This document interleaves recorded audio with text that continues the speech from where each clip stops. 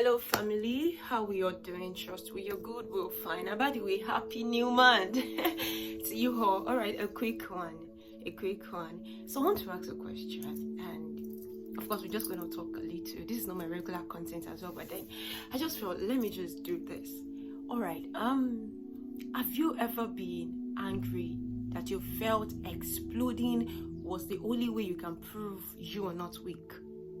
Like you feel if I don't talk, they will think I'm a fool, I'm a weakling. Have you ever felt like that? Like have you ever felt like anger was the only answer at the moment when something just happened?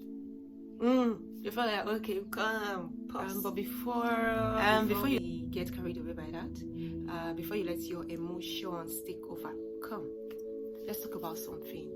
Yeah, I get it. I mean, life can test our patience, misunderstanding, unfair words coming left and right, and you just feel like anger is the answer at the moment.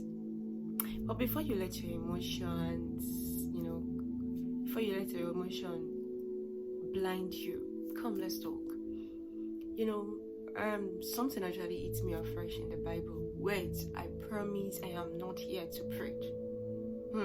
But then I just went out, like it hits me differently. And I was like, yes, that's the antidote. Brother James made us know the antidote. Help me to know the antidote of controlling one's anger. So that's the book of James, chapter 1, verse 19 to 20. It says, let every man be swift to hear, at least be quick to hear, 1, slow to speak, that's number 2, and slow to wrath, that is slow to anger. For the wrath of man cannot work the righteousness of God, does not work the righteousness of God. Anyone you want to say? Did you catch that? Like, it says, the wrath of man, that is our anger. You, my dear teenager, as everyone watching, your anger cannot produce God's kind of righteousness. Yes, the truth. Anger feels like power at the moment, but sometimes it leaves behind damages. Okay, come, let's think about some people. Yes, in the Bible, I promise I am not here to preach. But my teen, I need you to know something, okay? Alright, let's think about Shadrach, Meshach, and Abednego, the 3 Hebrew men.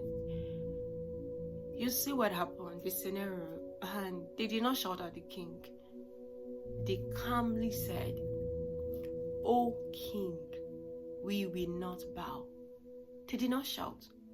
And guess what happened? That calm confidence gave room for God to show his power. They were calm. They were swift to hear. And they were slow to respond, to talk. If you read that part of the Bible, you will know. I'm not here to preach. Okay, now let's look at Moses. Do you remember him? One moment of anger, striking the rock,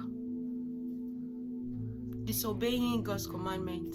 And what does it cost him? It cost him the promised land. Why? Because his rod does not work the righteousness of God. If you look at the case study of David too, he and Nabal, when Abigail came, a calm, sweet word saves lives.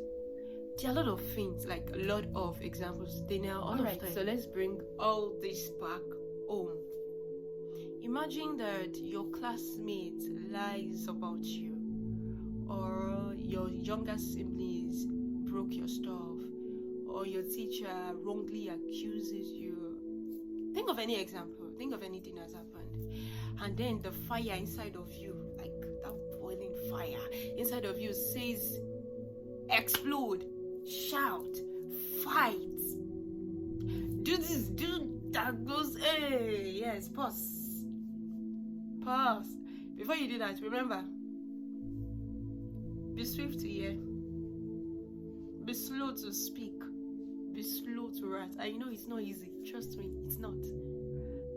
But let me tell you something. You walking away from a fight does not mean that you are stupid or you are weak. It means you are wise.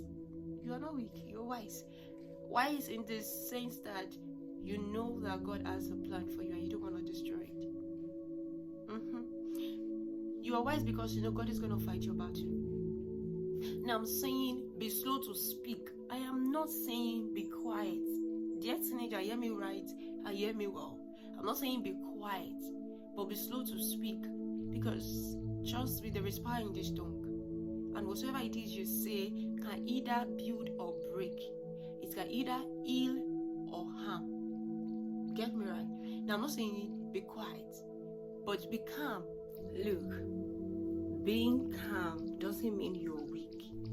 No, it's because you are wise. And because you trust God enough to fight your battle for you.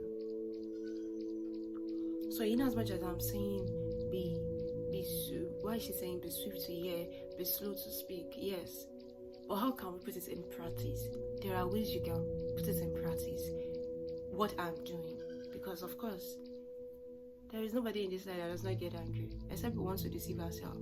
For my teenagers, I don't want you to make the mistake of you getting angry and using your words to destroy things that you are building.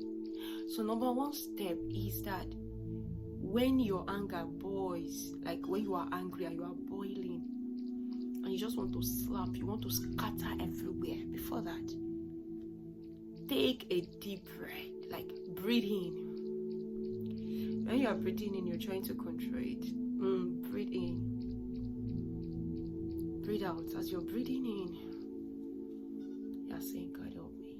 God help me. You are praying, God help me. Help me to be calm. Because it's not easy. Number one, breathe. Number two, pray. Trust me, that's simple prayer. It saves a lot. It'll save many people from my hand. Yeah, jokes apart. It saves a lot. The third one that I would say is walk away. When you know you are boiling already, and you know anything you say, because trust me, there's power in this tongue. I said it earlier. There's power in this tongue. It can either build or break. It can either heal or harm. Okay, so there's power. Rather than get it, you know you cannot respond, just walk away. And if you know you can respond, don't react, but respond. That is where the slow to speak comes in. Most times when you walk away, it's not because you walk away forever, it's because you're coming back to respond. But you know, at that moment you just want to be calm. I do that most times. I do that often. I walk away, and when I am calm enough, I just call the person attention. This is what happened. You shouldn't do it this way. They go straight to it. Okay? So what am I saying is, don't react, but you can respond. You can respond with words that heal. That is where your power comes from. You know, let me tell you something. When you don't respond immediately most times, to some people you might think you are a fool, you are an idiot. No. And when you now respond later with calmness and all that, it makes you wise. It makes you mature. Try it and you'll testify. Anyways, all what I'm saying is, never forget that when you walk away from a fight, it's not because you are weak. It's because you are strong. Yes, it's because you are strong. Because trust me, strongest people are the ones who can control themselves. I'll say it, hear me right. Strongest people are the ones who can control themselves. So you are strong. You are not weak. So my dear teenagers, and to everyone seeing this, hearing everything I've been saying since morning, because this new month, I feel God wants to release some blessings. And you know, there are some people that will just want to catch you. They want to take away your blessings. We will not allow you this month. So my teenagers, when your friends are bullying, when they bully you, don't keep quiet too. Go and report. But when they lie against you, or maybe you simply do something, and the only thing you want to do is calm down. You are not a fool. So my dear teenager, once again, choose wisdom. Choose peace.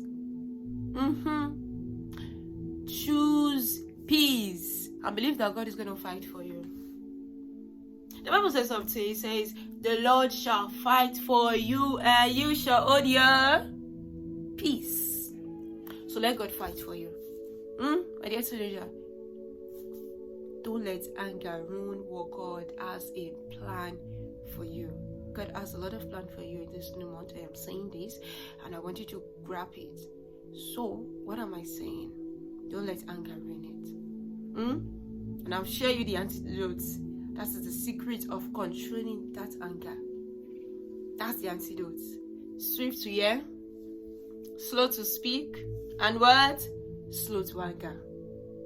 If this blesses you, why don't you share it with your friends, your other friends that you know how these ones they can get angry even when they sleep.